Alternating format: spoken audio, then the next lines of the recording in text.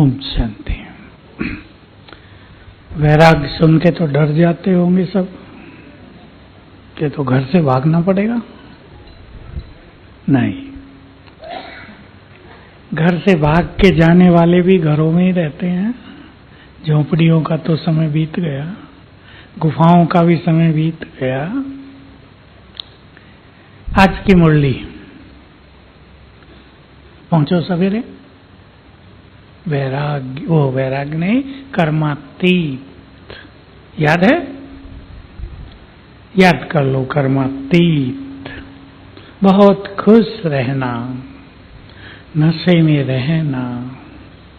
और तीसरी बहुत अच्छी बात थी, सुख देना, दुख नहीं देना। इसमें तो लोग ध्यान रखते हैं पर ले लेते हैं ज्यादा। कोई कुछ कह दे तो दुखी हो जाते हैं, साथ में ये भी कहते हैं हम तो किसी को दुख नहीं देते, ये पता नहीं हमें दुख क्यों देते हैं। दुख न लें, ताकत है।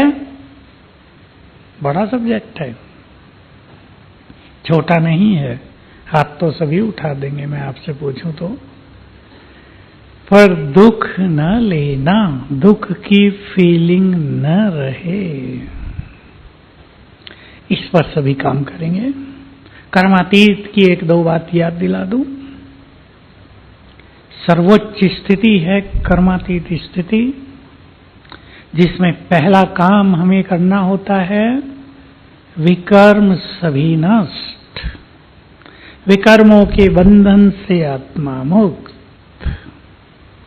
और विकर्मों के बंधन से मुक्त होने से विकर्मों का जो इफेक्ट रहता है जीवन पर, वो भी खत्म हो जाता है। विकर्मों के कारण ही बीमारियां हैं, समस्याएं हैं, विघ्न हैं, संबंधों में कड़वाहट है। बहुत कुछ जो दिखाई दे रहा है वो पाप कर्मों के कारण है।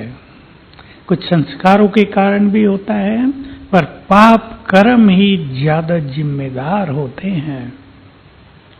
तो सभी को योग पर बहुत ध्यान देना है ताकि विकर्म नष्ट हों। मैं पहले ही आपको कह दूं, इस भट्टी से अपना एक सिंपल प्लान करके जाना कि हम वहां रहते हुए ये अभ्यास करेंगे। क्योंकि आपको पता है आप वहां कहां रहते हैं, काम आना शहर नहीं।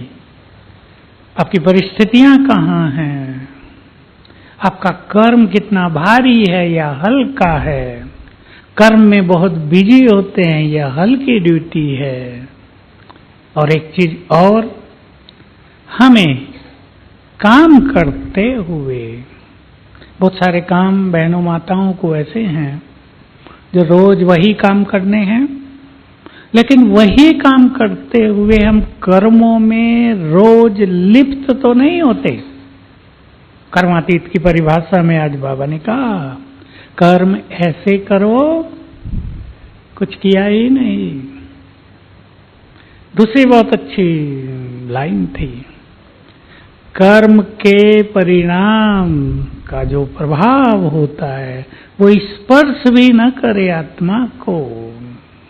गहरी बात है। आध्यात्म जगत में लाखों भाई बहनों में से कुछ ही इस तक पहुंचते हैं, गिनती के उंगलियों पे गिनने वाले। कर्म भी स्पर्श न करे, कर्म का परिणाम भी स्पर्श न करे। मैं थोड़ा सा डिटेल कर देता हूं। कर्म जब करते हैं तो कर्म के ही संकल्प, कर्म थकाता है, कर्म भिन्न भिन्न तरह से इफेक्ट डालता है, उससे ऊपर उठ जाए आत्मा। और दूसरा, कर्म का परिणाम। मान लो आप लोगों के घर में मेहमान आए हैं, आपने भोजन बहुत प्यार से स्वादिष्ट बनाया है, पर दो लोग ऐसे जिनको अच्छा नहीं लगा। अभी सिचुएशन पे विचार करो, मेहमान और उनको भोजन अच्छा न लगे। वो आपका भाई हो जिसको बचपन से आपने बहुत प्यार किया, बहुत प्यार से भोजन बनाया था, लेकिन आज उसे अच्छा नहीं लगा है। उसने थोड़ा बहुत बोल भी दिया या चेहरे से दिखा दिया, तो उसका इफेक्ट आप पर आएगा या नहीं? बोलो बहने, बोलो, आएगा ना आए, यह है कर्मातीत अवस्था। हमने कर्म किया, गीता का महावाक्य ले लें इसमें, कर्म पर तुम्हारा अधिकार है, फल पर तुम्हारा अधिकार नहीं है। अब मान लो अब आप ज्ञान में आ गए, आपने मिर्ची कम खाना शुरू कर दिया, आपके मेहमान मिर्ची ज्यादा खाते हैं, उनको मजा नहीं आया, क्या करेंगे? मिर्ची कटोरी में डाल के रख लो टेबल पे, लो भाई डाल लो जिसको जितना डालना। ये भी तो हो सकता है या नहीं? हंसी की बात सुना दूं, एक बार मैं आंध्र के ऐसी जगह में गया जहां आदिवासी एरिया है, उनमें से हिंदी किसी को भी ना आए।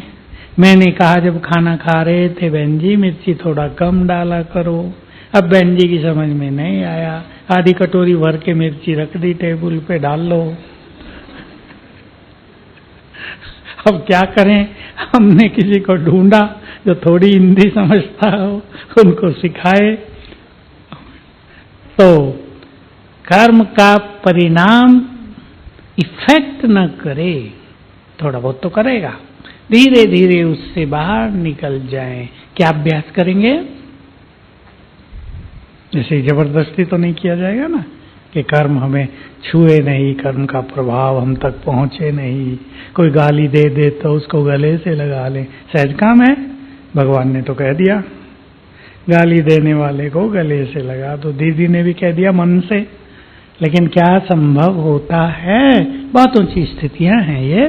तो कर्म करके अपने कर्म को बाबा को अर्पित करने की आदत डाल लें सभी, तो धीरे धीरे अनुभव हो जाएगा कि कर्म के परिणाम का प्रभाव कम होने लगा और वो खत्म होने लगा। इसकी सभी प्रैक्टिस करेंगे, बहुत अच्छी प्रैक्टिस है। कर्म भी बाबा को अर्पित और कर्म का परिणाम भी बाबा को अर्पित। बात सूक्ष्म भी है, अभ्यास करने से इसके बहुत अच्छे अनुभव हो जाएंगे। सभी को वर्तमान समय की गति के अनुसार अपने मन को खुश रखने की कला सीखनी है। ये कला है और ये कला रोज मिलती है हमें। सभी को एक होमवर्क करना है। बोलो भाई लोग, बताओ, करेंगे? छोटा सा ऐसा काम नहीं है जो आपको भारी लगे। मुरली सुनते हुए रोज कम से कम 1 पॉइंट खुशी और नशे की मुरली से नोट करनी है। एक अच्छी डायरी बनाओ। डायरी तो सभी अच्छी होती हैं, अच्छी कहने का अर्थ है जिसमें एक पेज पर 3-4 पॉइंट ही आप लिखेंगे मोटे मोटे अक्षरों में। बाबा ने मुरली में आते ही कहा, बच्चे तुम्हें अपार खुशी होनी चाहिए, किसके सामने बैठे हो। उस टाइम इस खुशी और नशे को अनुभव भी करें और इसे नोट भी करें। कभी कभी पढ़ लिया करें बीच बीच में, तो वो 1 पॉइंट हमें खुशी देती चलेगी। दूसरी बात भी मैं आपको कह देना चाहता हूं, वैराग की बात पर आने से पहले, इस संसार में भय दिनों दिन बढ़ता ही जाता है। डर और विनाश काल तो डराएगा ही, सब जानते हैं। विनाश माना ही डर। भयभीत होकर लोग मर जाएंगे, बीमार हो जाएंगे। इस भय से स्वयं को बचाना है। कैसे बचाएंगे? 2 प्रैक्टिस करेंगे रोज। मैं आत्मा अजर अमर अविनाशी हूं, मैं मरती नहीं। बहुत बार अपने को ये संकल्प देते चलो, मैं आत्मा अजर अमर अविनाशी हूं, मरती ही नहीं। मुझे एटम बम की अग्नि भी नहीं जला सकती। जला सकती है क्या आत्मा को? कोई अग्नि उसे स्पर्श नहीं कर सकती। अपने को बार बार संकल्प देंगे तो भय जो अंदर छुपा हुआ है वो निकलता जाएगा। दूसरी बात, सवेरे उठते जिनको भी भय हो, मैंने कहा इसका कोई कारण नहीं, आजकल ये बीमारी बढ़ती जा रही है, बिना कारण का भय संसार को अपने चक्रव्यूह में फंसाता ही जाएगा दिनों दिन। इसलिए रोज सवेरे उठकर 7 बार ही याद कर लेना, केवल 7 बार। किसी को ज्यादा भय पैदा हो गया हो तो 21 बार लिखेंगे, मैं शिव शक्ति हूं, निर्भय हूं। टीचर बहने भी नोट कर लें, कराना है आपको ये सबको, क्योंकि भय के पेशेंट आपके पास अब आगे बहुत आएंगे। दुनिया में भय बढ़ता जाएगा। मैं मास्टर सर्वशक्तिवान हूं, निर्भय हूं, शिव शक्ति हूं, निर्भय हूं, कोई भी लिख लो। और जो ऐसे लोग आपके पास आए जिनको भी कुछ ज्ञान नहीं है, उन्हें भी शुरू कराना है, मैं बहुत शक्तिशाली हूं, निर्भय हूं, मैं बहुत शक्तिशाली हूं, निर्भय हूं। धीरे धीरे करना, रटना नहीं, ये मंत्र की तरह। मैं बहुत शक्तिशाली हूं, स्वीकार करते हुए मैं बहुत शक्तिशाली हूं, निर्भय हूं। त्याग, तपस्या और वैराग्य, तीनों का आपस में बहुत गहरा संबंध है। आपने कभी बाबा की मुरली सुनी हो? नहीं तो मैं उसका सार बता रहा हूं आपको। एक पूरी मुरली, त्याग, तपस्या, सेवा पर चलिए, 2 चली थी साथ साथ, अव्यक्त मुरली।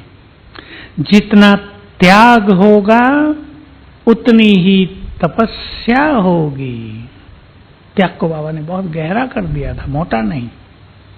सूक्ष्म से सूक्ष्म त्याग, उतनी ही तपस्या होगी, और जितना त्याग और तपस्या होगी उतनी ही सेवा बढ़ेगी। तीनों की सूक्ष्म गति। तपस्या से वातावरण बनता है, वाइब्रेशंस बनते हैं, और आत्माओं को आने का अट्रैक्शन होता है, खिंचाव होने लगता है, आकर्षण होने लगता है। त्याग का भी बीज है वैराग्य। बाबा ने आते ही हमें वैराग्य के लिए कौन सी बात कही? आने से शुरू कर दी थी वो। बोलो, कौन समझते हैं इस बात को? आने से ही, 36 से ही, 1936 याद करो। ये 5000 वर्ष का खेल पूरा हो रहा है, अब तुम्हें सब कुछ छोड़कर घर चलना है। 5000 वर्ष का खेल पूरा हो रहा है, चलना है। चलना है तो सब कुछ यहीं छोड़कर चलना है। और एक चीज जोड़ दें, सब कुछ यहीं छोड़कर, और सोचो, मैं सोचने का टाइम दे रहा हूं। सब कुछ यहीं छोड़कर, और बोलो,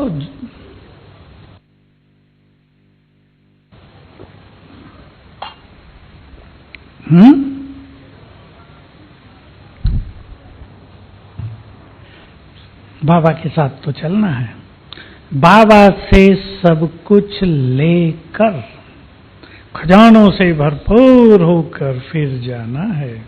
2 शब्द बोलते हैं ना बाबा, संपूर्ण बनो, संपन्न बनो।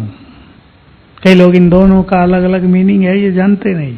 संपूर्ण बनना, इसको सहज भाषा में समझ लें, जैसे हमारे मोबाइल की बैटरी डिस्चार्ज होकर 5 पर आ जाए, 5%, हम चार्ज करने लगते हैं ना, 100 पर पहुंचा देते हैं।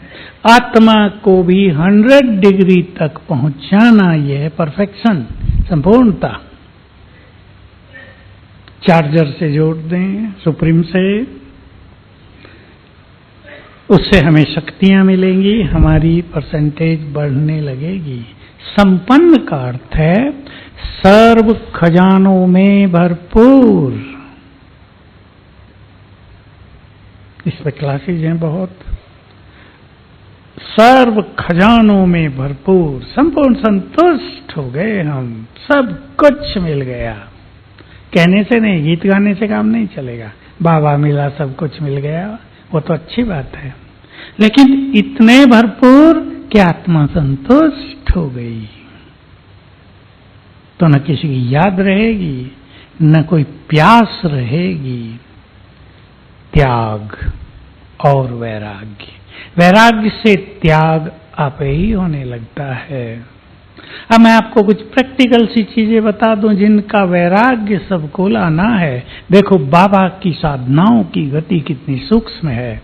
रहो सबके साथ, परिवार को, बच्चों को प्यार भी दो, लेकिन डिटैच रहो।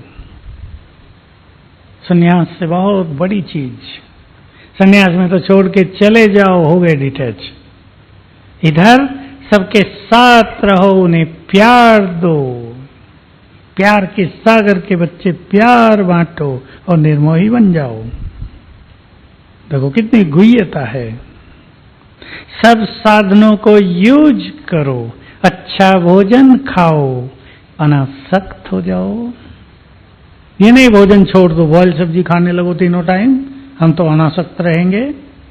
खाओ अच्छी तरह, साउथ वालों को लाल मिर्ची चाहिए, खाओ, इमली बहुत चाहिए, खाओ, लेकिन यहां आए कभी न मिले तो भी आनंद हो। बाबा ने इसके लिए एक बहुत सिंपल चीज कही है कभी, जिससे ये बात बिल्कुल क्लियर हो जाएगी। चाहे तुम्हें 36 प्रकार का भोजन मिले, चाहे दाल रोटी, मैं कहता हूं अचार रोटी, दोनों में समान आनंद हो। चाहे हजारों की सभा के बीच में भाषण करने को मिले और चाहे झाड़ू लगाने की सेवा मिले, दोनों में समान सुख हो। यह है श्रेष्ठ योगियों की अनासक्त स्थिति।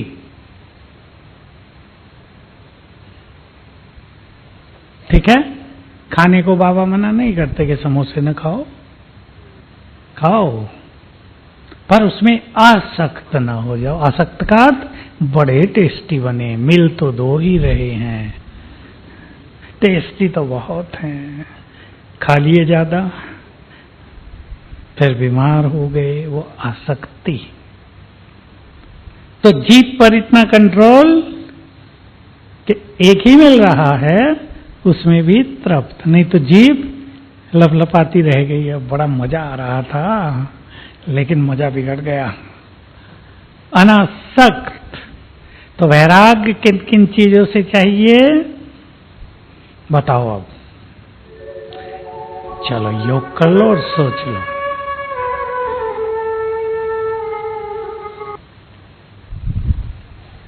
वैराग्य।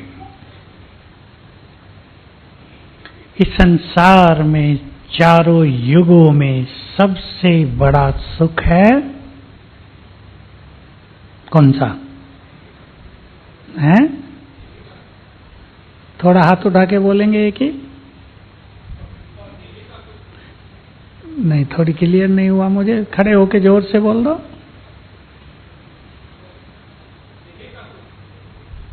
क्या बोला भाई पहले?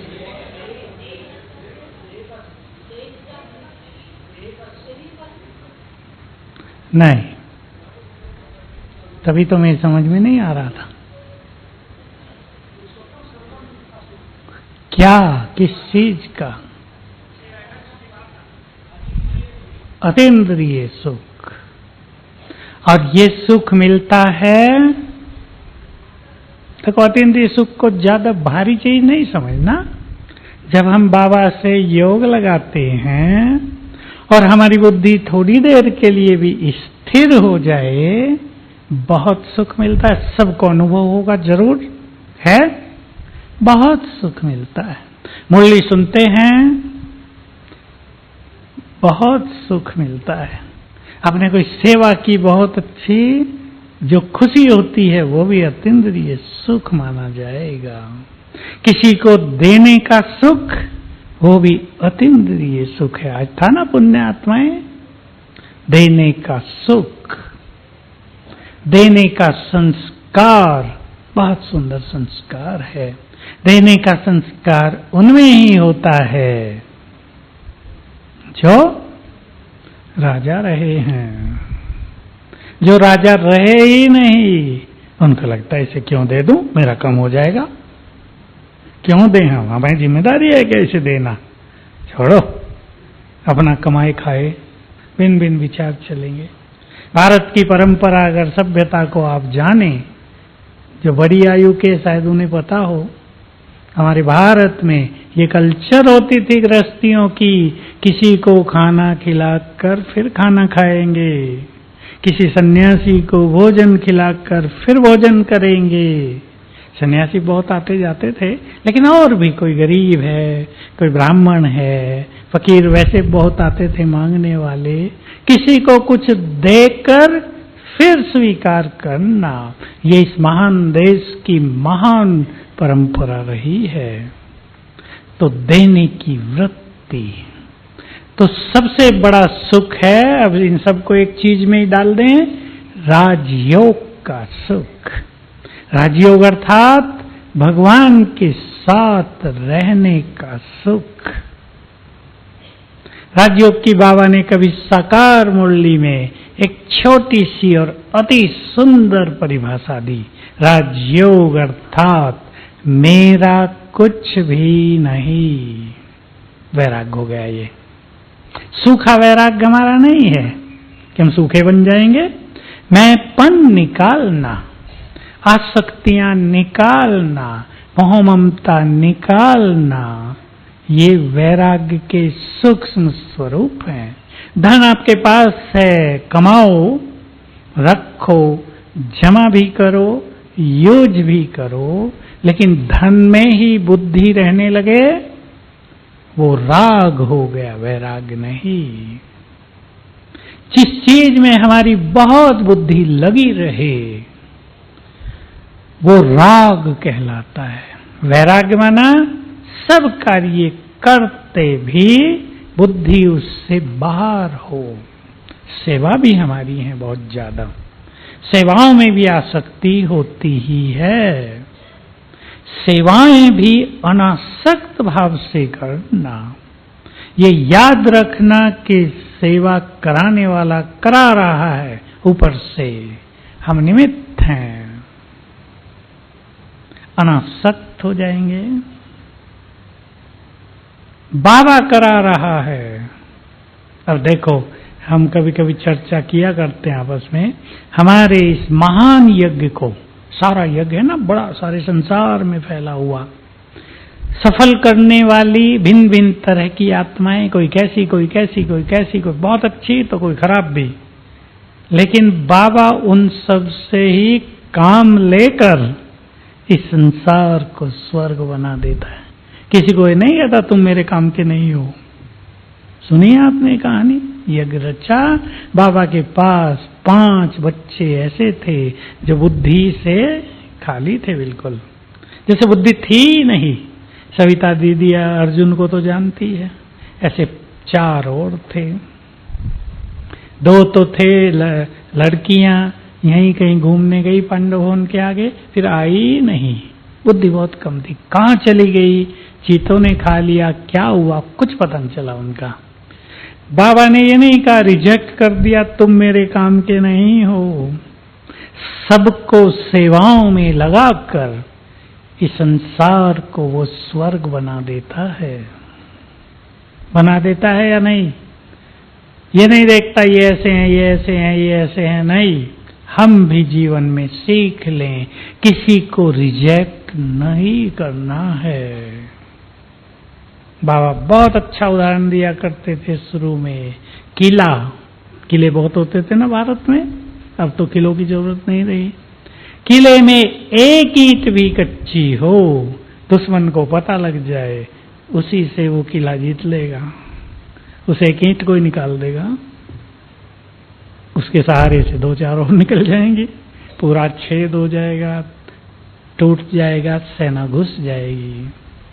इसलिए किसी की कमजोरी देखकर उसे रिजेक्ट नहीं कर देना है। तो कार्य बाबा का है और हमें हर चीज से अनासक्त होकर वापिस चलना है। बहुत बहुत इम्पोर्टेंट सब्जेक्ट है। अब मैं अपनी बात सुनाऊं। अब यहाँ हम रहते हैं, ये हमारा घर है। अपने घर में तो जैसे भी रहें बहुत सुख मिलता है ना, बाहर जाते हैं कैसा भी मिलता है रहने को, उसमें हम परेशान हो जाएं तो हम जो भट्टी कराने गए उसमें मजा ही नहीं आएगा। कई जगह हमें बेड ऐसी मिलती है छोटी कि अगर करवट ले ली तो जमीन पर आ सकते हैं, लेकिन हम उसमें ही आनंद लेते हैं। जमीन पे आ जाएंगे, ठीक है, बाबा संभाले रखेगा। तो किसी भी चीज को, खाना पीना सब चीज, आप यहाँ आते हैं, यहाँ का खाना किसी को नहीं भी भाता होगा, किसी को ब्रह्मा भोजन अच्छा भी लगता होगा, कभी नहीं कभी हाँ, सब होता है। जब मनुष्य बाहर चलता है उसको हर चीज अलग मिलती है ना अपने घर से, उसमें मैनेज कर लेना, उसमें ही आनंद ले लेना, ये अनासक्त वृत्ति है। तो सोच लें कहां हमारी बुद्धि ज्यादा जाती है, उससे बाहर आ जाएं। हर चीज विनाशी है या नहीं? और हमारी खुशी, हमारी स्थिति, हमारी शक्तियां ये अविनाशी हैं, याद रखेंगे तो उनसे बुद्धि निकलती जाएगी। दूसरी एक और छोटी सी साइकोलॉजी आप सब जानते हैं, माताएं बच्चों को भी कराती हैं। बच्चे ने चाकू हाथ में पकड़ लिया हो, छोटे बच्चे ने, तो उसे छुड़ाने के लिए दूसरी अच्छी चीज दे देते हैं ना, वो फेंक देता है, वो ले लेता है। हम सब भी देखें, आपके पास एक जूता चप्पल हो माताओं के पास, बड़ा अच्छा, उससे आपका बड़ा प्यार हो, बड़ा सुख मिलता है इसे पहनने से। लेकिन वो जो चप्पल थी 500 की, कोई आपके लिए 5000 की ले आया, बहुत अच्छी, पहन के ही मजा आने लगा, तो 500 वाली से क्या होगा? पट से बुद्धि निकल जाएगी। अब हम याद किया करें, क्या हमारा वैराग बहुत रॉयल है, सुखदायी वैराग, सूखा नहीं। अपने 5 स्वरूपों का अभ्यास किया करें। सतयुग में क्या क्या था हमारे पास, उसको याद किया करें, तो यहां की चीजों से बुद्धि निकलती जाएगी। इसलिए अव्यक्त बाबा ने पिछले 15-20 सालों में 5 स्वरूपों के अभ्यास पे बहुत बल दिया था। सतयुग में हमारा आदि स्वरूप, वहां की धन संपदा, हम प्रकृति के मालिक, क्या था वो, उसे याद करेंगे तो यहां के करोड़ों रुपए भी लगेंगे, कागज हैं। इस पे ध्यान देना, चिंतन कर लेना, कहां आपकी बुद्धि जाती है उससे निकालना है। इसका अर्थ ये नहीं होता कि बच्चों की पालना न करें, बच्चों को पढ़ाए लिखाएं नहीं, उनकी केयर न करें, सब करना है और मदद करनी है और सहज भाव से भी रहना है। 2 चीजें मैं सबको सिखाता आ रहा हूं आजकल, और आपके समक्ष भी वो हैं, और डेली थोड़ा थोड़ा उनका अभ्यास कर लेना। बस एक लक्ष्य बना लेना कि हमें ये अभ्यास करना है। एक प्रैक्टिस है, हमें अपने चारों ओर आभा मंडल बनाना है रोज। समझते हैं आभा मंडल? इसको प्रभा मंडल भी कहते हैं, इंग्लिश में ओरा कहते हैं। समझते हैं सभी? जो न समझते हो हाथ उठाओ, क्योंकि ये बहुत सुंदर प्रैक्टिस रहेगी। ओरा, आभा मंडल। देवताओं के चित्रों में चारों ओर आपने घेरा देखा होगा शक्तियों का, ऐसा बड़ा घेरा लाइट का, उसको ओरा, आभा मंडल, प्रभा मंडल कहते हैं। सबको बनाना है, एक बार सवेरे एक बार शाम को। अब देखो कैसे बनाना है, मेरे साथ साथ अभ्यास करेंगे। अभी मैं शिव शक्ति हूं, अब लिख लेना बाद में, सब अभ्यास करो। मैं मास्टर सर्वशक्तिवान हूं। 3 4 5 बार कर लो। मैं शिव शक्ति हूँ, मास्टर सर्व शक्तिवान हूँ। मेरे अंग अंग से शक्तियों की लाल किरणें फैल रही हैं। देखो, निकलती देखो अपने अंग अंग से, पैरों से, शरीर से, सिर से, आत्मा से, आंखों से।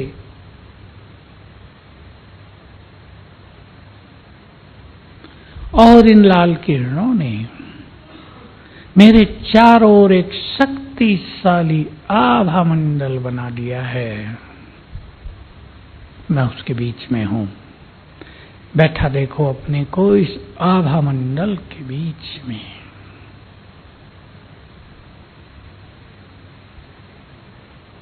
दूसरी बार, एक बार सवेरे एक बार शाम को, दूसरी बार, मैं आत्मा परम पवित्र हूं,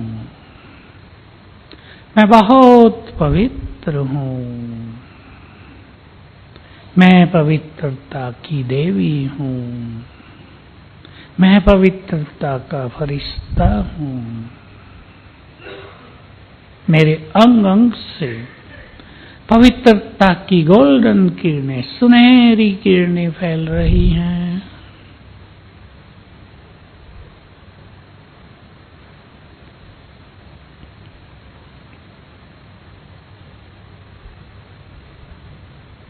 और चारों ओर एक बहुत तेजस्वी गोल्डन कलर का आभा मंडल बन गया है। बैठ जाएं इसके बीच में।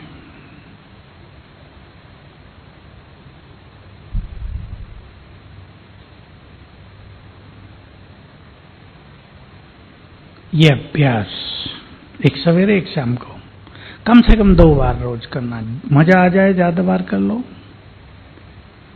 इसमें क्या होगा, एक सुंदर सिद्धांत सभी याद रखेंगे जीवन में। जो अभ्यास हम बार बार करेंगे,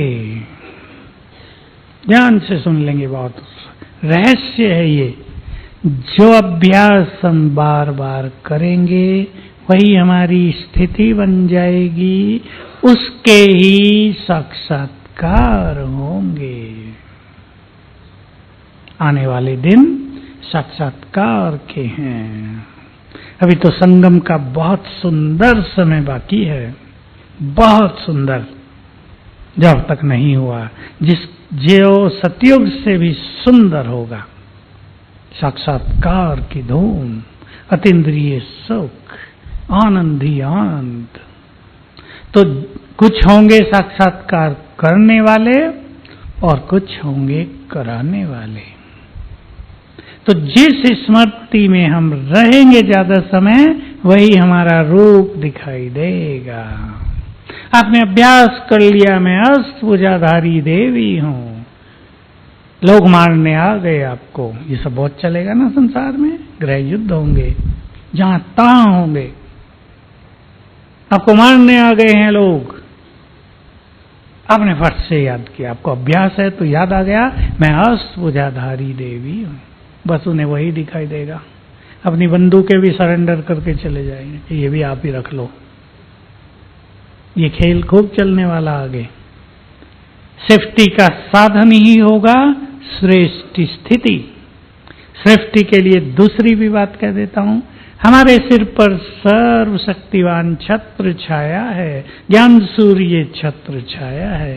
ये जिसने बहुत अभ्यास कर लिया होगा, दूसरे लोगों को वही दिखाई देगा, भगवान है इनके सिर पर, भागो। आएंगे मारने और ऐसे भागेंगे जिसको कहा जाता है टांग सिर पे रख के भाग गए। ऐसी स्थिति हो जाएगी। एक अभ्यास औरा प्रभा मंडल बनाएंगे। दूसरा अभ्यास, किसी भी एक चीज में आपको एक्सपर्ट बनना है, मास्टर बनना है। और माताओं को जो मैं सिखाया है, और बहुत माताओं ने अच्छे अनुभव किए हैं, मैं इस घर की इष्ट देवी हूं, अपने घर की। लिख लो और करना ये अभ्यास। मैं इस घर की इष्ट देवी हूं, हैं या नहीं? या सोचेंगे मेरे तो संकल्प ही बहुत चलते हैं, इस देवी कहाँ हूं, मैं तो बहुत बंधन में हूं, बंधन देवी हूं। ऐसा तो नहीं सोचते? जो सोचेंगे वही बन जाएंगे। मनोविज्ञान का बहुत सुंदर सिद्धांत है। उन्हें ये नहीं पता कि इतना बड़ा सोच भी हो सकता है, मैं इस घर की इष्ट देवी हूं। भाई लोग क्या सोचेंगे? मैं इस घर का इष्ट देव हूं, महावीर हूं, हनुमान, गणेश या विष्णु स्वरूप, तीनों में से कोई भी चुन लेना जो अच्छा लगे। माताएं अपनी अपनी इष्ट देवी चुन लेना जिससे बहुत प्यार हो। महाकाली से प्यार हो, मैं हूं, काला रूप न हो आपका, उसमें रूप की बात नहीं है, विकराल स्वरूप है, विकारों पर, इसको काली कहा जाता है, महाकाली, विकारों को जला देने वाली। तो ये अभ्यास सभी करेंगे, जितनी बार करेंगे वो आपके ऊपर है, उतना ही आपका घर तीर्थ बनेगा। घरों को तीर्थ बनाना है, ये अभ्यास कर लेना, अनुभव करना। मुझे तो माताएं सुनाती हैं, एक माता, उसका पति बहुत बंधन डालता, पवित्रता में बंधन, उसने ये अभ्यास किया और मुझे बताया, आई थी ऐसे भट्टी में, कहा मेरा पति कहने लगा है हमारा घर तो मंदिर लगता है। अब ये कहना शुरू नहीं किया तुम देवी हो, पर हमारा घर तो मंदिर लगता है। थोड़े दिन अभ्यास करने के बाद ये स्थिति बदल गई। अभी हम चाहेंगे आपके क्वेश्चंस लेना। चंद्रकांत है, चला गया, आ जाओ।